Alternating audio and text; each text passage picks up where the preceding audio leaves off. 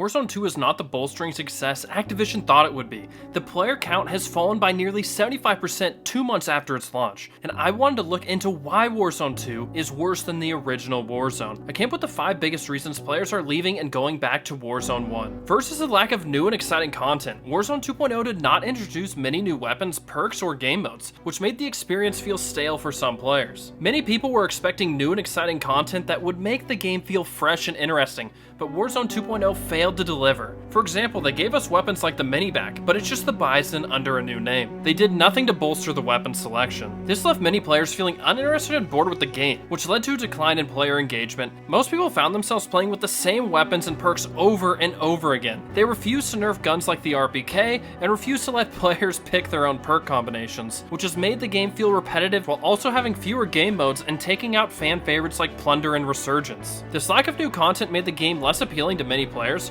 which is why the player count is decreasing, and they almost never update the game, which is another huge problem. But the good news is that Resurgence will be added to Warzone 2 at the launch of Season 2. Second is that money is difficult to find after the beginning of the game. Once the cash registers and good contracts are looted, it becomes very difficult to pick up your teammates, get weapons and perks after a bad start.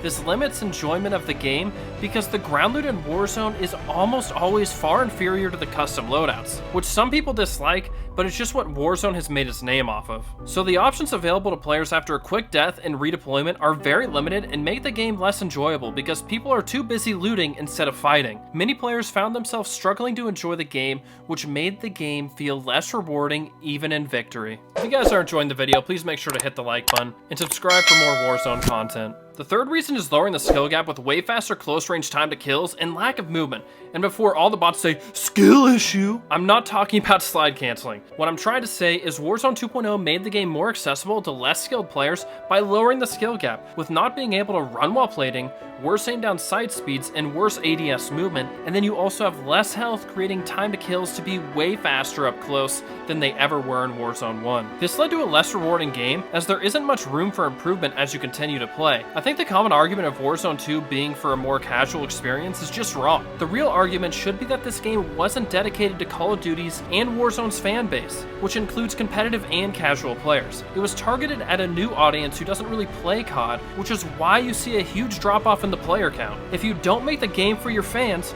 you aren't gonna have players. What they did with the close range time to kill and slower movement all led to point 4, longer match times and a lack of action. Warzone 2.0 matches take about 25% longer to win, and that's paired with way fewer engagements because of the bigger map and slower style of gameplay with less movement and less health. And the lack of money causes people to be bought back less, making there fewer lives in game, and making the middle of Warzone 2 matches have way less gunfights. They took away one of the aspects that made Warzone different from other battle royales, the fast pace. It's taken away a lot of the viral moments and highlight possibilities from Warzone 1. People want to feel excited when they play video games, and Warzone 2 just doesn't hit the same way as the original Warzone did for people. The fifth reason is something it may never be able to fix. It was just released at the incorrect time and can never hit like Warzone 1 did. When the world was shutting down and keeping everyone inside, a new free battle royale was released, Warzone. And what happened next was incredible. It brought friends together, new and old alike. It was a brand new experience for COD that was new and refreshing, and it gives people so much nostalgia towards Warzone, and especially Verdansk. That's why everyone says bring back Verdansk, even though it's probably the worst map in Warzone's history. Everyone complained heavily about it, and for good reason, but because of when Verdansk and Warzone were dropped, they will always be remembered for what they did right, not for what they did wrong. Warzone 2 will never be able to bring people together like Warzone 1 did, so it will never be viewed as better. But I'm not going to say that Warzone 2 can't get its players back by implementing changes to make the game exciting and entertaining and making it what the COD fan base wants. It's as simple as this. The Warzone 2 developers have to make the game for their fans and not for the casuals who don't normally play COD. And I hope you found this video informative and that it helps you understand why Warzone 2.0 may not be as good as Warzone 1. Let me know in the comments what you think. Thanks for watching, and I'll see you on the next video. Peace.